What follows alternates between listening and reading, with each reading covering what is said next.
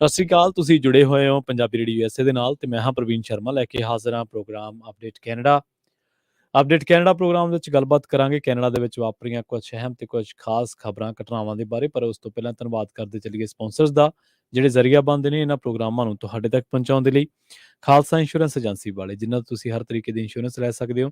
Insurance ਬਾਰੇ ਪਤਾ ਕਰਨ ਦੇ ਲਈ ਉਹਨਾਂ ਦਾ ਨੰਬਰ ਹੈ 408 272 2500। ਕਵਰਡ ਕੈਲੀਫੋਰਨੀਆ, ਓਬਾਮਾ ਕੇਅਰ ਤੇ ਮੈਡੀਕੇਅਰ ਨੂੰ ਲੈ ਕੇ ਅਮਰੀਕਾ ਭਰ ਦੇ ਸਾਰੇ ਸੂਬਿਆਂ ਦੇ ਵਿੱਚ ਇਹ ਸੇਵਾਵਾਂ ਦਿੰਦੇ ਨੇ। ਇਹਨਾਂ ਸੇਵਾਵਾਂ ਦਾ ਲਾਭ ਉਠਾਉਣ ਦੇ ਲਈ, ਪਾਲਿਸੀ ਦੇ ਵਿੱਚ ਚੇਂਜ ਕਰਵਾਉਣ ਦੇ ਲਈ ਅੱਜ ਹੀ ਡਾਇਲ ਕਰੋ 408 272 2500। ਟਰਕੀਨਾ ਇਮੀਗ੍ਰੇਸ਼ਨ ਲਾ ਫਰਮ ਵਾਲੇ ਜੇ ਟਰਕੀਨਾ ਅਟਾਰਨੀ ਟਰਕੀਨਾ ਦੇ ਨਾਲ ਤੁਸੀਂ US ਇਮੀਗ੍ਰੇਸ਼ਨ ਬਾਬਤ ਕੋਈ ਵੀ ਸਲਾਹ ਕਰਨੀ ਹੈ, ਕੋਈ ਸਵਾਲ ਪੁੱਛਣਾ, ਤੇ ਉਹਨਾਂ ਦਾ ਨੰਬਰ ਹੈ 415 909 0503। ਤੇ ਬਿਸਲਾ ਫੈਮਿਲੀ ਫ੍ਰੈਜ਼ਨੋ ਤੋਂ।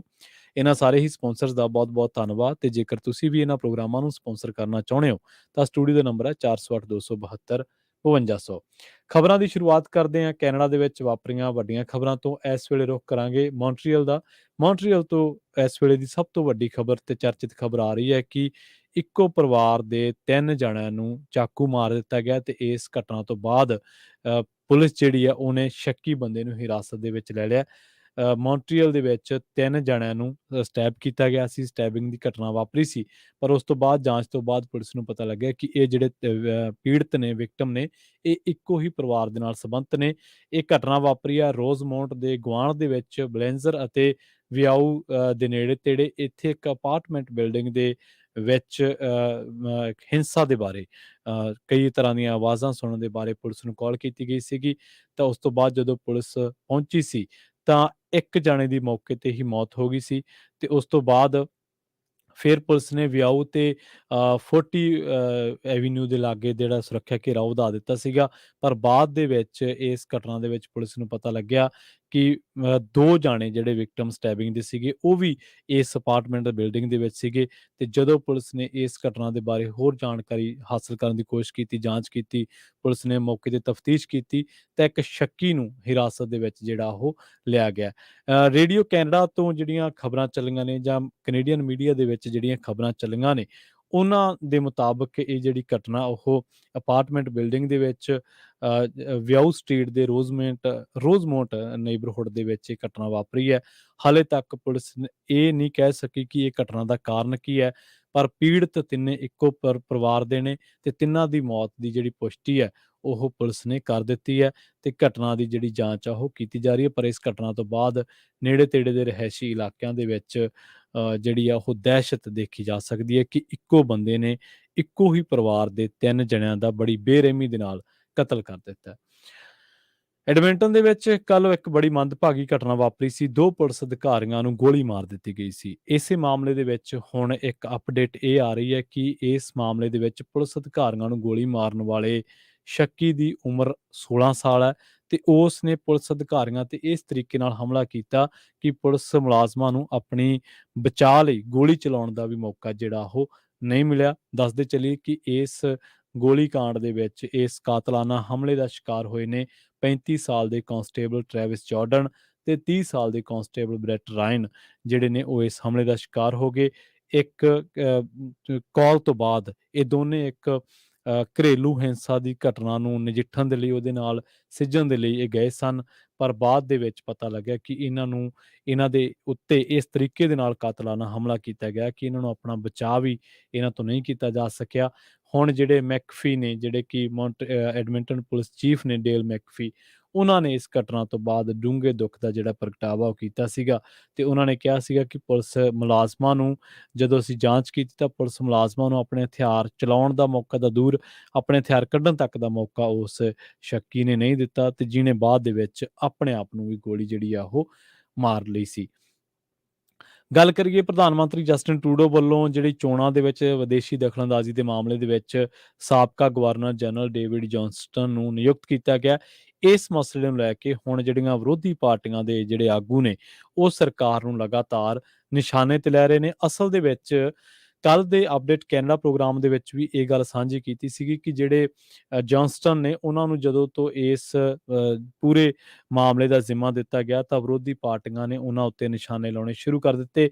ਤਾਂ ਹੁਣ ਜਿਹੜੀਆਂ ਚਰਚਾਵਾਂ ਨੇ ਉਹਨਾਂ ਦੇ ਮੁਤਾਬਕ ਇਹ ਹੈ ਕਿ Johnston Pierre Elliott Trudeau Foundation ਦਾ ਮੈਂਬਰ ਹੈ, ਜਿਹੜੀ ਕਿ ਇੱਕ ਆਜ਼ਾਦ ਚੈਰੀਟੇਬਲ ਆਰਗੇਨਾਈਜੇਸ਼ਨ ਹੈ ਤੇ ਜਿਸ ਨੇ ਪਿੱਛੇ ਜਿਹੇ ਐਲਾਨ ਕੀਤਾ ਸੀਗਾ ਕਿ ਉਹ 7 ਸਾਲ ਪਹਿਲਾਂ ਹਾਸਲ ਹੋਏ $2 ਲੱਖ ਮੋੜ ਰਹੀ ਹੈ ਤੇ ਉਹ ਵੀ ਇਸ ਲਈ ਕਿਉਂਕਿ ਇਸ ਉੱਤੇ ਬੀਜਿੰਗ ਦੇ ਨਾਲ ਸੰਬੰਧਿਤ ਹੋਣ ਦਾ ਦੋਸ਼ ਲੱਗਿਆ ਸੀਗਾ। ਸੋ ਪਹਿਲਾ ਦੋਸ਼ ਤਾਂ ਇਹ ਹੈ ਜਿਹਦੇ ਕਰਕੇ ਵਿਰੋਧੀ ਧਿਰਾਂ ਜਿਹੜੀ ਚੀਨੀ ਦਖਲਅੰਦਾਜ਼ੀ ਹੈ ਉਹਦੇ ਮਸਲੇ ਤੇ ਜੌਨਸਟਨ ਦੀ ਨਿਯੁਕਤੀ ਉੱਤੇ ਸਵਾਲ ਚੁੱਕ ਰਹੀਆਂ ਨੇ।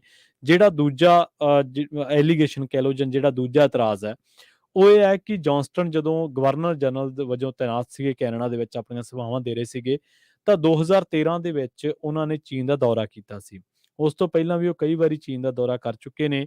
2017 ਦੇ ਵਿੱਚ ਕੀਤੇ ਗਏ ਆਪਣੇ ਚੀਨ ਦੇ ਦੌਰੇ ਦੇ ਦੌਰਾਨ ਜੌਨਸਟਨ ਨੇ ਚੀਨ ਦੇ ਰਾਸ਼ਟਰਪਤੀ ਸ਼ੀ ਜਿਨਪਿੰਗ ਦੇ ਨਾਲ ਮੁਲਾਕਾਤ ਵੀ ਕੀਤੀ ਸੀ ਤੇ ਉਸੇ ਦਿਨ ਨੋਬਲ ਸ਼ਾਂਤੀ ਅਵਾਰਡ ਜੇਤੂ ਤੇ ਜਮਹੂਰੀਅਤ ਦੇ ਪੈਰੋਕਾਰ ਲਿਊ ਜ਼ਿਆਬੋ ਦੀ ਚੀਨੀ ਹਿਰਾਸਤ ਦੇ ਵਿੱਚ ਮੌਤ ਹੋਈ ਸੀ। ਜੌਨਸਟਨ ਨੇ ਉਸ ਸਮੇਂ ਆਖਿਆ ਸੀਗਾ ਕਿ ਉਹਨਾਂ ਵੱਲੋਂ ਮੀਟਿੰਗ ਦੇ ਦੌਰਾਨ ਚੀਨ ਦੇ ਮਨੁੱਖੀ ਅਧਿਕਾਰਾਂ ਦਾ ਮੁੱਦਾ ਚੁੱਕਿਆ ਗਿਆ ਸੀ। ਜਿਹੜਾ ਤੀਜਾ ਤੇ ਅਹਿਮ ਕਾਰਨ ਆ ਉਹ ਇਹ ਹੈ ਕਿ ਜੌਨਸਟਨ ਤੇ ਟਰੂਡੋ ਆਪਸ ਵਿੱਚ ਦੀ ਕਾਫੀ ਨੇੜਲੇ ਦੱਸੇ ਜਾਂਦੇ ਨੇ। ਜੌਨਸਟਨ ਦੇ ਟਰੂਡੋ ਪਰਿਵਾਰ ਦੇ ਨਾਲ ਸੰਬੰਧ ਕਾਫੀ ਪੁਰਾਣੇ ਤੇ ਕਾਫੀ ਨੇੜੂ ਨੇ ਤੇ ਇਸੇ ਕਰਕੇ ਜਿਹੜੇ ਕੰਜ਼ਰਵੇਟਿਵ ਆਗੂ ਨੇ ਪੀਅਰ ਪੋਲੀਐਵ ਉਹ ਇਹ ਕਹਿ ਚੁੱਕੇ ਨੇ ਕਿ ਟਰੂਡੋ ਨੇ ਆਪਣੇ ਪਰਿਵਾਰਕ ਦੋਸਤ ਤੇ ਆਪਣੇ ਗੁਆਂਢੀ ਤੇ ਬੀਜਿੰਗ ਤੋਂ ਫੰਡ ਹਾਸਲ ਕਰਨ ਵਾਲੀ ਟਰੂਡੋ ਫਾਊਂਡੇਸ਼ਨ ਦੇ ਮੈਂਬਰ ਨੂੰ ਚੀਨ ਦੀ ਕੈਨੇਡਾ ਦੀਆਂ ਫੈਡਰਲ ਚੋਣਾਂ ਦੇ ਵਿੱਚ ਦਖਲਅੰਦਾਜ਼ੀ ਦੀ ਜਾਂਚ ਦੇ ਲਈ ਆਜ਼ਾਦ ਮਾਹਰ ਵਜੋਂ ਨਿਯੁਕਤ ਕੀਤਾ। ਟਰੂਡੋ ਨੂੰ ਆਪਣੀਆਂ ਕੀਤੀਆਂ ਉੱਤੇ ਪਰਦੇ ਪਾਉਣ ਦੀ ਥਾਂ ਤੇ ਜਨਤਕ ਜਾਂਚ ਕਰਵਾਉਣੀ ਚਾਹੀਦੀ ਸੀ। ਸੋ ਇਸੇ ਕਰਕੇ ਹੁਣ ਜੌਨਸਟਨ ਜਦੋਂ ਤੋਂ ਉਹਨਾਂ ਨੂੰ ਡੇਵਿਡ ਜੌਨਸਟਨ ਜਿਹੜੇ ਕਿ ਸਾਬਕਾ ਗਵਰਨਰ ਜਨਰਲ ਨੇ 2010 ਤੋਂ ਲੈ ਕੇ 17 ਤੱਕ ਇਸ ਅਹੁਦੇ ਤੇ ਰਹਿ ਚੁੱਕੇ ਨੇ, ਉਹਨਾਂ ਦੀ ਨਿਯੁਕਤੀ ਨੂੰ ਲੈ ਕੇ ਹੁਣ ਲਗਾਤਾਰ ਚੀਨੀ ਦਖਲਅੰਦਾਜ਼ੀ ਦੇ ਮਾਮਲੇ ਦੇ ਵਿੱਚ ਜਿਹੜੀਆਂ ਵਿਰੋਧੀ ਪਾਰਟੀਆਂ ਨੇ ਖਾਸ ਕਰਕੇ ਪੀਅਰ ਪੋਲੀਐਵ ਨੇ ਜਿਹੜੇ ਕੰਜ਼ਰਵੇਟਿਵ ਪਾਰਟੀ ਤੋਂ ਨੇ ਤੇ ਇਸ ਤਰ੍ਹਾਂ ਹੋਰ ਵੀ ਜਿਹੜੀਆਂ ਪਾਰਟੀਆਂ ਦੇ ਆਗੂ ਨੇ ਉਹ ਇਸ ਨਿਯੁਕਤੀ ਦੇ ਉੱਤੇ ਆਪਣਾ ਇਤਰਾਜ਼ ਉਹ ਜ਼ਾਹਰ ਕਰ ਚੁੱਕੇ ਨੇ ਤੇ ਇਹਨਾਂ ਦਾ ਕਹਿਣਾ ਇਹ ਸੀਗਾ ਕਿ ਇਸ ਮਸਲੇ ਦੇ ਵਿੱਚ ਪਬਲਿਕ ਇਨਕੁਆਇਰੀ ਜਿਹੜੀ ਆ ਉਹ ਕੀਤੀ ਜਾਣੀ ਚਾਹੀਦੀ ਆ। ਰੁੱਖ ਕਰਾਂਗੇ ਓਨਟਾਰੀਓ ਸਰਕਾਰ ਵੱਲੋਂ ਇੱਕ ਅਜਿਹਾ ਬਿੱਲ ਲਿਆਉਣ ਦੀ ਪੇਸ਼ਕਸ਼ ਕੀਤੀ ਗਈ ਹੈ ਜਿਸ ਦੇ ਤਹਿਤ ਮਿਲਟਰੀ ਰਿਜ਼ਰਵਿਸਟਸ ਨੂੰ ਇਹ ਗਾਰੰਟੀ ਦਿੱਤੀ ਜਾਵੇਗੀ ਕਿ ਉਹ ਆਪਣੀਆਂ ਸਰੀਰਕ ਜਾਂ ਮਾਨਸਿਕ ਸੱਟਾਂ ਤੋਂ ਜਦੋਂ ਠੀਕ ਹੋ ਜਾਣਗੇ ਤਾਂ ਆਪਣੀਆਂ ਸਿਵਲੀਅਨ ਨੌਕਰੀਆਂ ਦੇ ਵਿੱਚ ਪਰਤ ਸਕਣਗੇ। ਇਸ ਸੰਬੰਧ ਦੇ ਵਿੱਚ ਲੇਬਰ ਮੰਤਰੀ ਮੌਂਟੀ ਮੈਕਨੌਟਨ ਵੱਲੋਂ ਸੇਵਾ ਮੁਕਤ ਜਨਰਲ ਰਿਕ ਹਿਲੀਅਰ ਦੀ ਮੌਜੂਦਗੀ ਦੇ ਵਿੱਚ ਐਲਾਨ ਕੀਤੇ ਜਾਣ ਦੀ ਸੰਭਾਵਨਾ ਤੇ ਇਹ ਐਲਾਨ ਉਹ ਅੱਜ ਕਰ ਸਕਦੇ ਨੇ।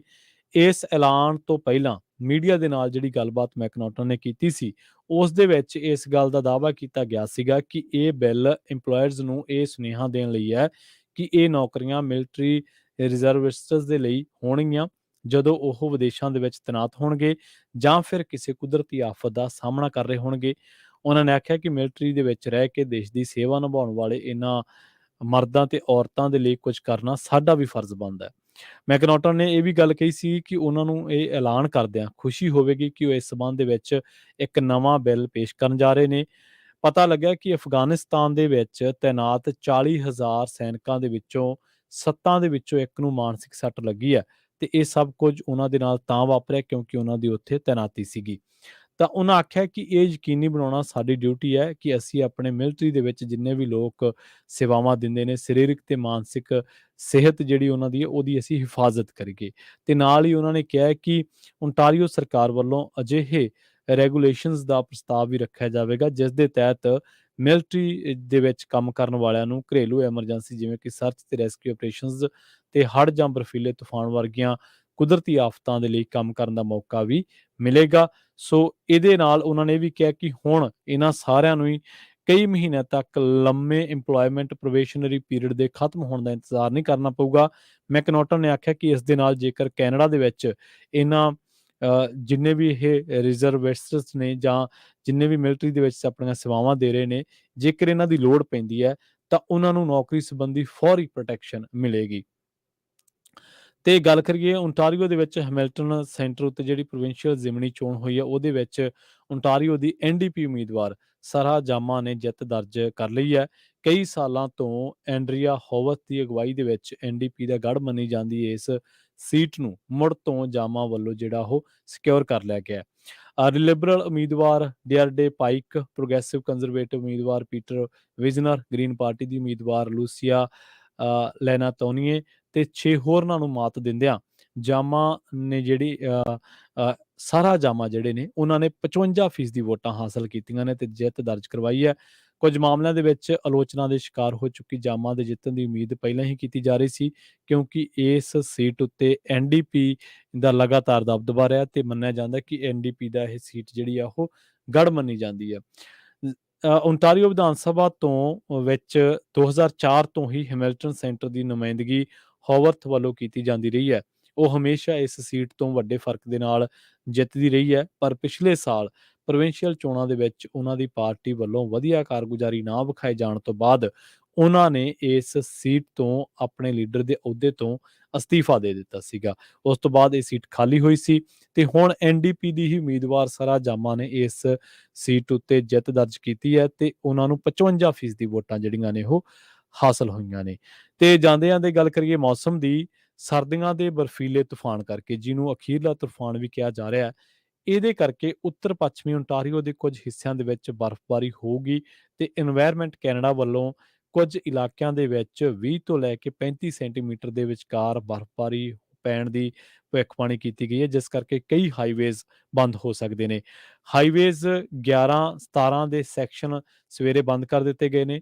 ਟਰਾਂਸਪੋਰਟ ਮਹਿਕਮੇ ਦਾ ਕਹਿਣਾ ਹੈ ਕਿ ਡੋਰੀਅਨ ਲੂਪ ਰੋਡ ਦੇ ਪੱਛਮ ਦੇ ਵਿਚਕਾਰ ਨਿੱਪੀਗਨ ਅਤੇ ਪੱਛਮ ਦੇ ਵਿਚਾਲੇ ਹਾਈਵੇ ਨੂੰ ਸਵੇਰੇ 5 ਵਜੇ ਤੱਕ ਪੂਰੀ ਤਰ੍ਹਾਂ ਦੇ ਨਾਲ ਬਲੌਕ ਕੀਤਾ ਗਿਆ ਸੀ। ਇਹਦੇ ਨਾਲ ਹੀ ਹਾਈਵੇ 17 ਡਰਾਈਡਨ ਤੋਂ ਲੈ ਕੇ ਸ਼ਬਾਕਾ ਤੱਕ ਇੱਕ ਸੜਕ ਹਾਦਸੇ ਕਰਕੇ ਬੰਦ ਕੀਤਾ ਗਿਆ ਸੀ ਤੇ ਡਰਾਈਵਰਾਂ ਨੂੰ ਕਿਹਾ ਗਿਆ ਕਿ ਤੁਸੀਂ ਇਸ ਇਲਾਕੇ ਦੇ ਵਿੱਚ ਟਰੈਵਲ ਕਰਨ ਤੋਂ ਬਚਤ ਰੱਖੋ। ਇਸੇ ਦੌਰਾਨ ਪਤਾ ਲੱਗਾ ਕਿ ਰਾਸਪੋਰਟ ਤੇ ਪੱਛਮ ਦੇ ਵਿੱਚ ਵੀ ਹਾਈਵੇ 17 ਤੇ ਜਿਹੜਾ ਉਹ ਅਯੋਗ ਆਵਾਜਾਈ ਕਰਕੇ ਲੇਨਾਂ ਜਿਹੜੀਆਂ ਉਹ ਬੰਦ ਹੋ ਸਕਦੀਆਂ ਨੇ।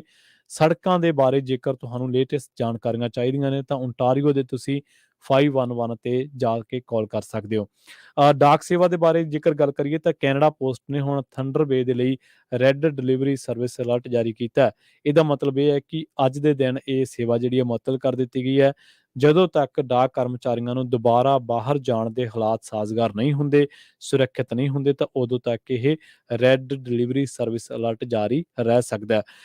ਦੂਜੇ ਪਾਸੇ ਸਕੂਲਾਂ ਦੇ ਬੱਸਾਂ ਦੇ ਰੂਟਾਂ ਦੀ ਜੇਕਰ ਗੱਲ ਕਰੀਏ ਤਾਂ ਕਈ ਰੂਟ ਰੱਦ ਹੋਏ ਨੇ, ਪਰ ਕਿਉਂਕਿ ਜ਼ਿਆਦਾਤਰ ਵਿਦਿਆਰਥੀ ਇਸ ਹਫ਼ਤੇ ਦੇ ਵਿੱਚ ਇਹਨਾਂ ਇਲਾਕਿਆਂ ਦੇ ਵਿੱਚ ਮਾਰਚ ਬ੍ਰੇਕ ਤੇ ਨੇ, ਇਸ ਲਈ ਰਿਪੋਰਟ ਕਰਨ ਦੇ ਲਈ ਕੋਈ ਸਕੂਲ ਜਾਂ ਕੋਈ ਬੱਸ ਨਹੀਂ ਹੈ।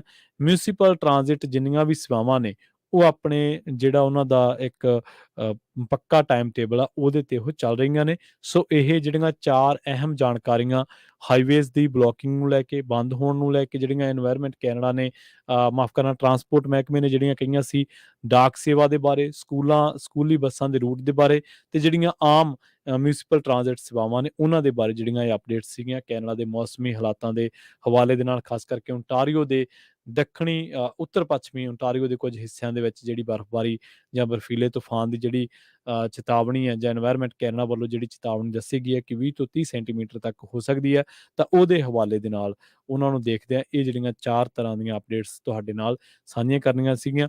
ਇਸ ਦੇ ਨਾਲ ਹੀ ਪ੍ਰੋਗਰਾਮ ਅਪਡੇਟ ਕੈਨੇਡਾ ਨੂੰ ਆਪਾਂ ਇੱਥੇ ਹੀ ਸਮਾਪਤ ਕਰਦੇ ਹਾਂ। ਮੈਨੂੰ ਪ੍ਰਵੀਨ ਸ਼ਰਮਾ ਨੂੰ ਇੱਥੇ ਦਿਓ ਇਜਾਜ਼ਤ। ਪੰਜਾਬੀ ਰੇਡੀਓ USA ਤੇ ਪ੍ਰੋਗਰਾਮਾਂ ਦਾ ਸਿਲਸਿਲਾ ਲਗਾਤਾਰ ਜਾਰੀ ਹੈ। ਤੁਸੀਂ ਜੁੜੇ ਰਹੋ ਪੰਜਾਬੀ ਰੇਡੀਓ USA ਦੇ ਨਾਲ। ਤੇ ਆਖਿਰ ਦੇ ਵਿੱਚ ਇੱਕ ਵਾਰ ਫਿਰ ਤੋਂ ਤੁਹਾਨੂੰ ਸਭ ਨੂੰ ਪਿਆਰ ਸਤਿਕਾਰ ਸਹਿਤ ਸਤਿ ਸ਼੍ਰੀ ਅਕਾਲ।